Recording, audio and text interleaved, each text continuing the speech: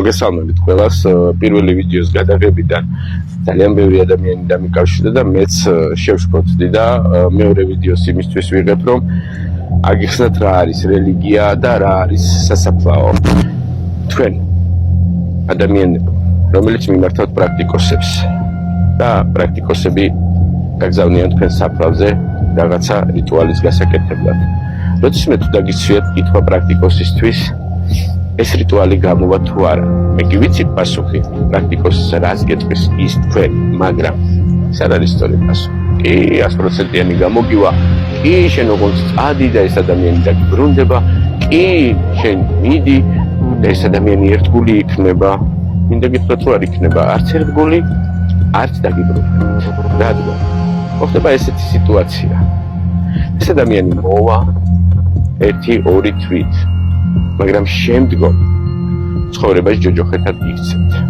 ყოველივე ჩაკეტილი კლიტე, რომელსაც თქვენ დამარხავთ საფლავზე, ყოველივე ის შეცდომა, რომელიც შეცდომასაც თქვენ გაუშვებთ, ყოველივე აქ დამარხული ფოტოსურათი, ეს არის უკვე თქვენი შეცდომა.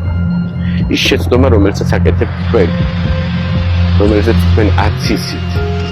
თუმცა თქვენ წყურიათ რომ ეს ადამიანი თქვენ დაგიბრუნდეთ თუმცა თქვენ ფიქრობთ რომ ის ჩემი სიყვარული მოვა ჩვენ ბედნიერად ვიცხოვრებთ მაგრამ არა ვერ ცხოვრებთ ვერც ბედნიერად ვერც კარგად ვერც მშვიდად იმიტომ რომ აკრასაც გააკეთებთ ეს ადგილი თქვენ დაგიბრუნდეთ 10 ჯერ უარეს სიტუაციას ეს შეიძლება ისწავლოთ თქვენგან მაგრამ შანსი გაქვთ რომ დაიბრუნოთ სწორი მიმართულება თუ აირჩიეთ და სწორი პრაქტიკოსი მაგრამ იმ შანსს ისევ თქვენ მოკლავთ, როდესაც მიმართავთ იმ პრაქტიკოს, რომელიც თქვენ გაგიშვებთ საფლავზე და გეტყვით, რომ სურათი დამარხეთ. იმ თქვენ სიყვარულს თქვენ მოკლავთ. ის ადამიანი სამუდამოდ წავა თქვენგან და არაერთი ფაქტი მაქვს იმისა, რომ სასაფლაოს მაგიის მერე ადამიანები ხდებოდნენ აგრესიულები, ადამიანები იწყებდნენ სვას, ბოდიშით, დამლის მიღებას, ცემას და ბევრ სხვა რაღაცას. ეს იმიტომ რომ თქვენ გაუკეთეთ იმ ადამიანებს. თქვენ გააკეთეთ ეს ნეგატივი, თქვენ გააფუჭეთ ეს ყველაფერი და თქვენ გონიათ რომ ამ ყველაფრით თქვენ სიყვარულს დაიბრუნებთ? არა. როდესაც დააპირებთ ამ ყველაფრის გაკეთებას, სწორედ აირჩიეთ პრაქტიკოსი, ვის უნდა მიმართოთ. თუნდაც მე არა.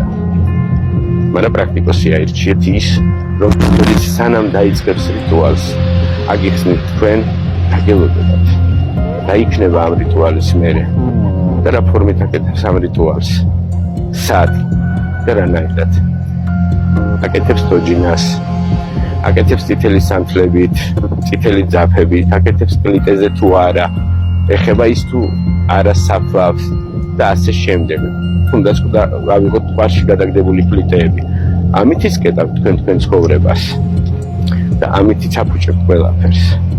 მე იმიტომ დაბრუნდი ახლა ამ ძალიან საინტერესო ამინში, რომელიც მე ძალიან მიყვარს და იმიტომ მინდა მოგყვეთ ამ ყველაფერზე, რომ პირველი გადაცემის მერე ძალიან ბევრმა ადამიანმა მოგწერა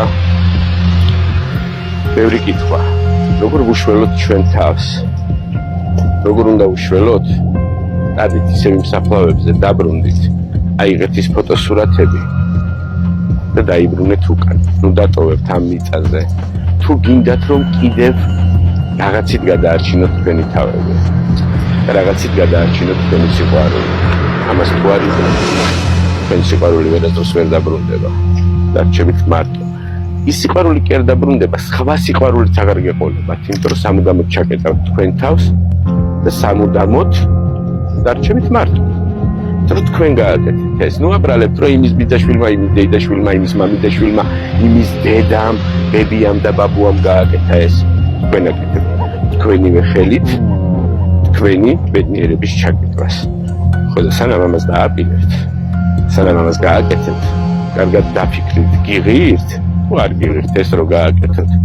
იმიტომ რომ უკან გზა აღარ არის. აქ რომ მოხვალთ აქედან მე მგონი ჯერ არავინ არ ამდგარა და სახში არ დაბრუნებულა. ასევე თქვენი სიყვარული აღარ დაბრუნდება. ჩათვალეთ რომ თქვენის დამარხეთ აქ. და ის მუდმივად აქ დამარხული იქნება.